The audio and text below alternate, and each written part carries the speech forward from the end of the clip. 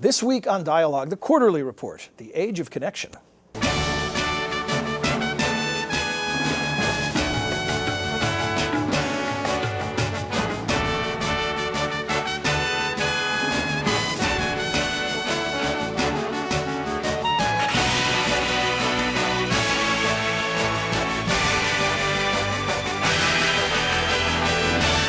Welcome to the Woodrow Wilson Center in Washington, D.C. I'm John Molesky. Each week, Dialogue explores the world of ideas and issues in international affairs, history, and culture. And once each quarter, we take a look at the latest issue of the Wilson Center's flagship publication, the Wilson Quarterly, with the help of its editor, Steve Lagerfeld. Steve, welcome back. Pleasure, John. We're also joined by a contributor to the current issue. Christine Rosen is a senior editor of The New Atlantis, where she writes about the social and cultural impact of technology, as well as bioethics and the history of genetics. She's working on her forthcoming book, The Extinction of Experience, which is a great title, by the way. Thank you. It's about dinosaurs? What is that? No, Technology. Of course. Well, Steve, I will hold up for the benefit of our viewers, and we can describe for the benefit of our radio listeners the latest cover and tell us about the current issue and the cover story. Well, John, this image is of several women, young women in Malaysia at a prayer session, zooming in on their smartphones, and one of them smiling, and the others are sort of deeply absorbed, and it seemed to us to sort of symbolize a lot of the questions that we have about what we call on the cover, the age of connection. The young women are there at this prayer service, but they're not there. It's a great. Some of them are smiling, and some of them aren't. It's a puzzling phenomenon. Well, also a great image of old and new. The ancient traditions with the new devices. Age of connection, is this the next iteration of the information age? What are we describing? Well, I think what we're describing is this era that has brought us all kinds of social media. I mean, we have email and all that stuff. We have mobile phones. But those are the foundation of what I think of as the age of connection, and that has been brought to fruition by social media, Facebook, Twitter, all kinds of other little things now that will be big things in the future, but it's a whole different layer of connection and disconnection, I think, at the same time. Well, before we dive heavily into the piece that you wrote, Christine, I want to ask both of you some general questions about this, just to sort of set the boundaries of how we're all perceiving this age of connection, this next step within the information age. Where are we in the timeline? Is this the infancy? Are we well into it? What is your perception of how long it takes for these things to play out? Well, I think we're still perhaps in toddlerhood, not quite infancy, because we are sort of coming to terms with our use of these devices. But one of the interesting things about this moment in history is that, unlike from the time we had the first telephone and then we had fairly broad adaptation of it by most of the people in a society, the window of time that it's taken for us to take our smartphones and have them be part of our person. I mean, the average person's smartphone is never more than 3 feet away from them throughout the day. That's a very small span of time historically. So I think we are looking at a gradual development over time in terms of how we communicate, but in terms of the mobility factor and the power of these devices, that's really just been in the last 10 or 15 years. And as Tom Vanderbilt says in his piece, now more people have used mobile phones, not landlines. And so there's been a huge shift there. But I would still say it's the early stages. We've got a long way to go. How rapid the change occurs seems almost to be so different that it's hard to then apply old models, because adoption of older technologies took longer. Mm-hmm. That's right. You think of the telephone, which again Tom Vanderbilt wrote about in this issue, and it took decades for that really to achieve any kind of penetration, and even then it was expensive and so on and so forth. Cell phones, 1 million a day are turned on. I'm not sure what the exact number is, but it's something like that. And that model for adopting new technologies, this classic model, at first old technologies, denounce it, ignore it, say it's really not relevant, and tell you all the reasons it won't catch on.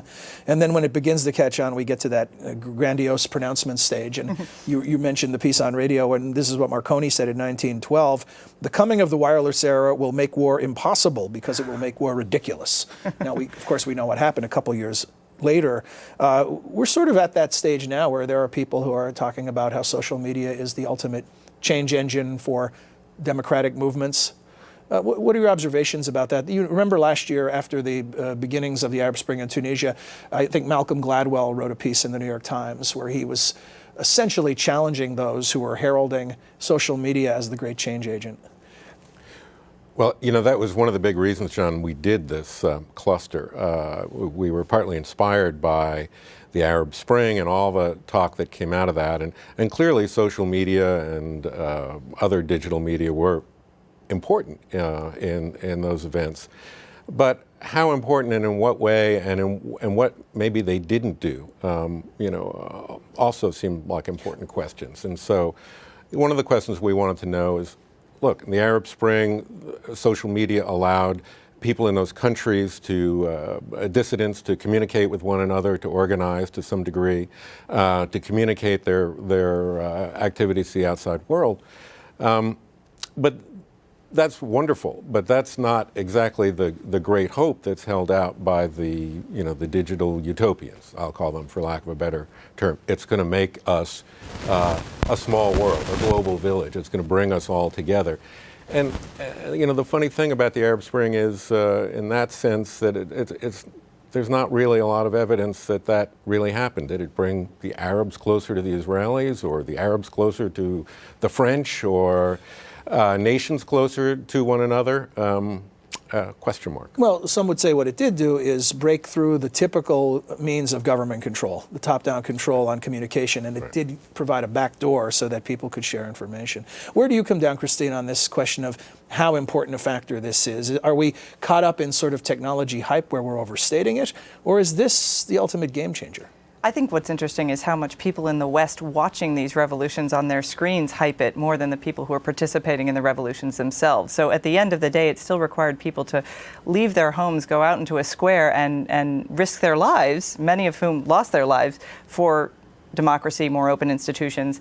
That, I think, gets lost in the West's view of, oh, isn't this great? These technologies are so liberating. And they are important, particularly for being able to go around the government-controlled means of communication. But the other point to raise here is that, of course, governments are going to get more and more savvy about controlling those channels, and it's not always going to be the case that it's only the people seeking their own liberation who are going to be using them. You're going to see it used more in a more sophisticated way, I think, by the governments who are trying to retain power. So I think that we like this narrative of technological liberation. It's been part of our history since the founding of this country, but it never is the whole part of the story. And I would say the thing to focus on in the Arab Spring are the people who put their own lives at risk, whether it was communicating the information or, more importantly, getting out into the street and fighting.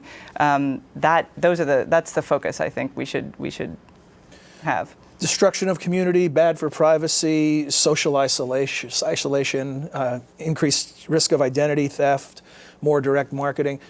These are all things people were saying about radio last century. Now that it's the same things we're saying about the internet and social media technologies now. What's going on here? Is this just history repeating itself and we're all getting it wrong again? I think that there's certainly some history repeating itself in terms of the reaction to new technologies, but the one difference here that wasn't true of radio and some of the earlier technologies is that we've made ourselves the product of a lot of these technologies. The radio could try to sell you something with an ad, or a telephone marketer could try to call you and get you to buy something, but with Facebook, you are putting yourself out there as a product that then Facebook makes money off of. So it's a little bit more intrusive, I think, for individual freedom, and yet we're voluntarily doing it. And I think we'll see a little bit more social networking fatigue, Facebook fatigue. I just spent yesterday in a high school in Queens talking to students about technology and also learning from them. And I was amazed by how many of them, all of whom grew up with Facebook, told me, oh, it's getting boring. Everybody does the same thing. Everybody's promoting themselves and putting up their best self. But I know that this person is this way or that way. So I think we will see the culture is now starting to have us. But is that a movement away from social media or just to the next fad? Is it now Google Plus emerges or something else? I think it's more of a consideration of social media itself and its role in their lives and all of our lives. I think there was this initial enthusiasm, much of it justified, and now we're seeing a little bit more of a pullback, particularly as the companies themselves push more into our zone of comfort when it comes to privacy and things like that. The question that, Steve, you teased out earlier about are we more connected, essentially. What do both of you think? And are you more connected? Well, it's not a black or white thing, John. I mean, we're all more connected in some ways. I have long-lost cousins who I'm now in touch with thanks to Facebook, and I'm really grateful for that. There are all kinds of people who I keep in touch with to, some degree because of emails, Facebook, Twitter, you name it. All that's good, and I'm grateful for it. At the same time, there are two things to be said about it. One is that the nature of those connections is a little shallow. You have this illusion that you're in touch with so-and-so, that they're your friend, quote unquote. But the reality is that, those connections are pretty thin, and often, especially on Facebook, as Christine just indicated, we've all become performers. So you're not really sure what you're seeing. And I think it's also like a lot of other media. The more we do of it, the less we do of other things. And the more time, and we devote a lot of time to these things, the less time we give to other things, like in Christine's case, she wrote about, actually writing letters. But it could be reading books or magazines, which I'm very much in favor of. This sort of, I am as well, Steve, I support you in that. This faux intimacy or sort of imagined intimacy that Steve describes, is this what you're calling electronic intimacy in the piece you wrote? Yes, that's the theme that I was thinking about when Steve asked me to write about from a personal experience of how I've communicated and how that's changed over the years. I did think of letter writing. I was, as a kid, an avid letter writer. And one of the things that I found, one of the intimate experiences about letter writing is that you store up experiences throughout the day or the week, and then when you sit down and you think about them, you turn them over in your mind, and then you sit down, reflect on them, and then share them with another person, just one other person. And there's patience involved in waiting for their response, and the give and take is the pace of it encourages reflection in a way that I think a lot of our communication, although hugely convenient and instantaneous, and there are definite values to that, don't encourage the same kind of depth. Now I know lots of people will say I have very good email correspondence and we talk at length, but I think that's a distinction of quality over quantity. So essentially you're saying it's potentially the level of intimacy not only changes, but the content itself changes, the content of the communication. I think that's true because I think it's more ambient intimacy now, right? We are in touch constantly with many more people, many more of our weak ties because the technology allows us to do that. But how meaningful each of those individual encounters are is the question, and alternatively, how much anxiety they produce in each of us as we try to maintain them and also maintain our own electronic presence so that we can be intimate with all the people we want to be with.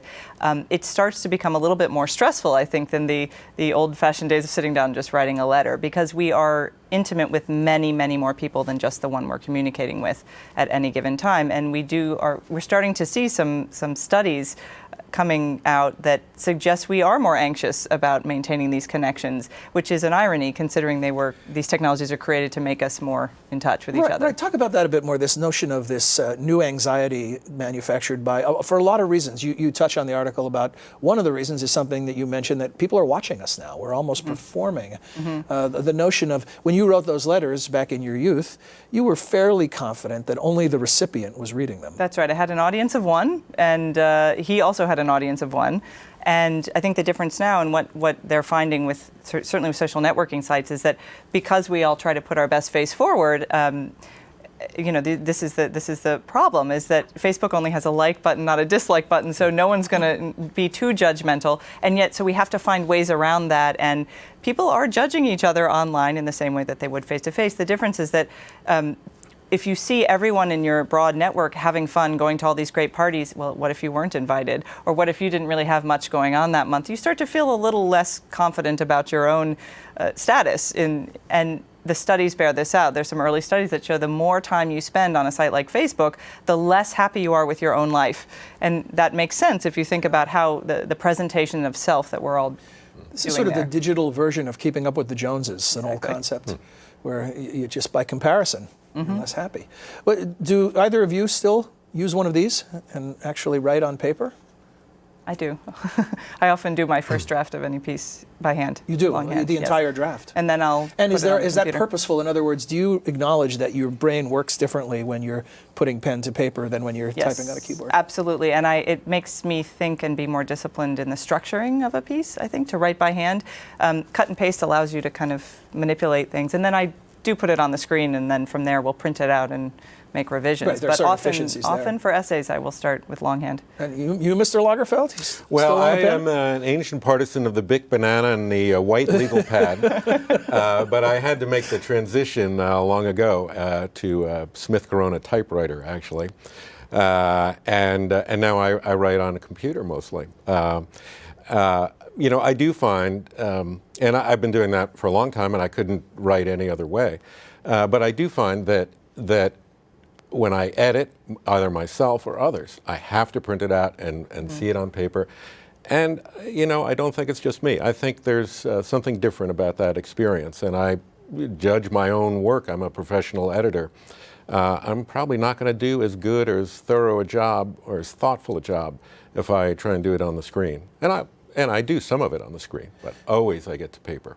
One of the almost scary aspects of this is that the technology advances so quickly, we adopt it so quickly, that the studies on its impact on all these things we're talking about lag behind, and then almost before we've figured it out and decided whether or not it's a good idea, we've moved on to the next new technology, and there's never any opportunity. So I think you invoked this earlier about what's being lost, and what are we losing in the equation here, in the transaction? Well, there are always opportunity costs when we adopt a new technology. Often we make the bargain that it's worth it. Obviously, in the case of antibiotics, a good thing, right? Sure. Generally, we'll find. Yeah. But for some of these personal technologies, I think we're so enthusiastic about what they can do. We don't ask the question, should we do these things this way? Should we keep in touch with our closest friends by posting something on their Facebook wall, or should we pick up the phone and speak to them so we can hear the nuances of their voice, or better yet, should we try to find a time to Crazier, go see knock them on their face door. to face? Yeah. Exactly. So I do think that in our rush to embrace what the technologies can do for us, we don't think enough about what they're doing to us. And I think it does change the way we perceive our relationships. How could it not? I mean, distance shrink, time no longer matters, but the main thing I think it has done, certainly with social networking, text messaging, email, those have put us in control of every relationship. You can cut it off whenever you need to, and you don't have the person staring at you saying, wait, why did you stop our conversation? It's a huge amount of control, and when you talk to younger generations, many of the kids in younger generation will say, well, phone calls are such a pain. You have to say, hello, how are you? Is this a good time to talk? And I said, well, those are called pleasantries, and they are kind of what make us civilized human beings. But pleasantries are inefficient. Exactly. So I think that the focus on efficiency, convenience, and control are some of the drawbacks, as well as some of the strengths of these technologies. It's both and. What about the authors you work with? Are you seeing any changes in the way people write about things, think about things, or is this way too early in the game to begin to see any patterns? As we've been talking, I've been thinking that it's really very early in the game, to see how all these things are going to occur. People change a lot less quickly than technologies. I think that's really one of the sort of bottom line lessons to keep in mind. And one of the reasons that we're sitting here talking is because we can see how the technology has changed. It's changed a lot. We all, took out our cell phones before we stepped into this room.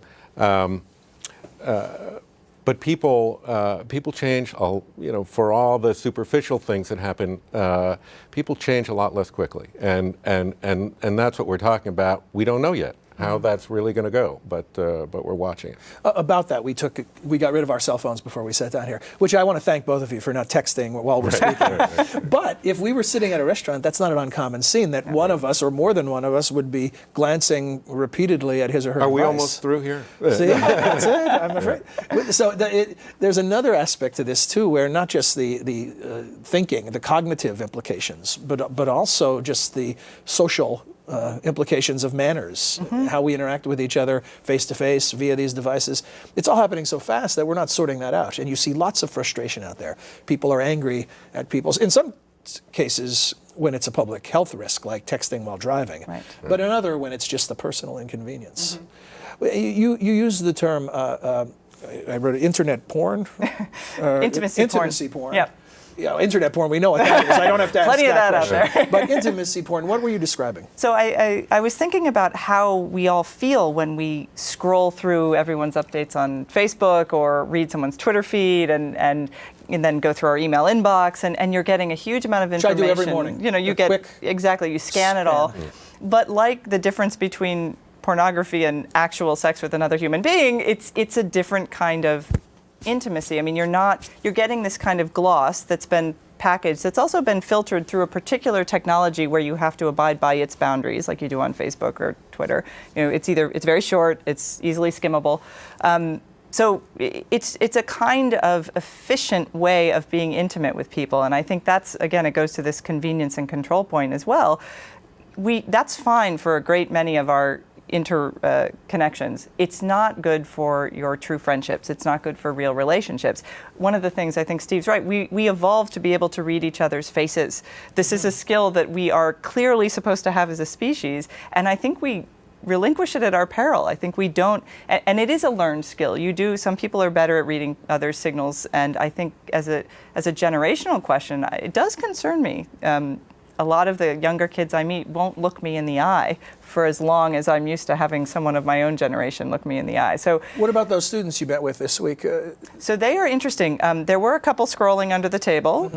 I called them out on it. They were sheepish and embarrassed. They are different. They are kids in a pretty tough school environment, and many of them, it's Bard College High School, so they're already juniors and seniors doing college level coursework, and for them, it's the time that they waste that they don't feel they can afford anymore. So a lot of them say, well, when I was in 8th grade, I could spend all these hours on Facebook, but now I have to work. I've got my studies to do, and these are kids, many of whom are first generation in their family who will go to college. So they're a little more focused, but even they talk about how they get sucked in. And it makes sense. You get a dopamine hit when somebody sends you an email message. We've documented this. It's a pleasurable experience, but we're having perhaps a little too much of it. Another thing you cited in your piece is this, and I can't remember, I think a great name for was it Dr. Frankenstein, actually? Was a woman? Oh, yes, the GPS researcher. Which is too good to be true. So she has a wonderful study, I think her name's Julia Frankenstein, and she looked at what heavy use of GPS devices does to our ability to make mental maps. And we all do this. Our sense of direction. Yes, our sense of direction. Turn left at the 7-Eleven or turn right here. And she found a pretty serious degradation of the ability to make mental maps if we rely on GPS, because you're outsourcing that ability now. And my concern is that we're kind of doing that with our emotional lives as well. If we outsource so much of our intimate experiences to technology, or mediate so many of them through these particular technologies, we might lose a certain kind of skill at having patience with each other, reading each other's signals, all the things that I think genuine friendships and relationships are built upon. Another thing that was very interesting, you mentioned how we talk about ourselves as being plugged in, not our devices as being plugged in. Almost sounds like we're into this singularity type stuff where we're becoming our machines. We all can pretend we're psychologists here and delve into this a little bit. What do you think this says about how we've adopted these technologies and how we use them? We do feel that they're great extensions of ourselves, and your smartphone probably knows a great deal more about you than you realize. And in the future are sensor-based technologies that are embedded in mobile phones to get you to persuade you not just to buy things, but to lose weight or to, go certain places at certain times. I mean, the persuasive technology, which is the future, is going to embed into your phone. And I think that we trust our devices because we feel we're in control of them. But if we start unpacking that, very few people can hack their own cell phones. Now, some kids can. I was actually told this by the high schools, they can hack in. But many of these devices are black box technologies. You're not meant to meddle with them. You're not meant to know how they work. You're meant to use them. So I think, you might have a different opinion about this, but the Ray Kurzweil thinking, these are extensions of human intelligence. So there isn't really a clean line between us and these devices. Well, are practically welded. You can do a sort of age-related chart and to show how closely they're welded to the human body. And it is a sort of interesting question whether these will eventually become actually embedded in us in some way. And it's not a far-fetched question at all. Well, look at Google goggles that just came out a few weeks ago. Well, yeah, Google goggles, and I'm assured by my daughter that they'll sell me things in my sleep if I wear them. I think it's very interesting. I think we're really, as Christine said earlier, sort of at the beginning of things, and it's really impossible to tell where they're going to go. But the technologies are just evolving so quickly, and it's one of the things that we have a hard time judging. But when you think of the speed at which processing power continues to increase and all kinds of other technologies, there's all kinds of new possibilities ahead of us. So I rule nothing out. The Zuckerman piece, I believe, he talks about some of the numbers on how even though we have all these tools that we can instantaneously scan the world, we tend to scan the neighborhood. Right. That whether it's Twitter or Facebook, that most of the connections we make, most of the news sources we seek out are local rather than international or even national. So my final, with a couple of minutes we have remaining, a thought from each of you on if this technology can connect the world more so, what needs to change? Is it the algorithms? Is it the software? Is it us? Is it our approach to how we use it? Christine? I think it's us, because the one thing we don't have a perfect algorithm for yet, although I'm sure Google is working on it as we speak, is human nature. And this idea that's been taking hold in Silicon Valley that you can manufacture serendipity, I see that phrase and I think that's an oxymoron. And yet it is driving a lot of the new technologies that you're going to see in the next 5, 10, 15 years.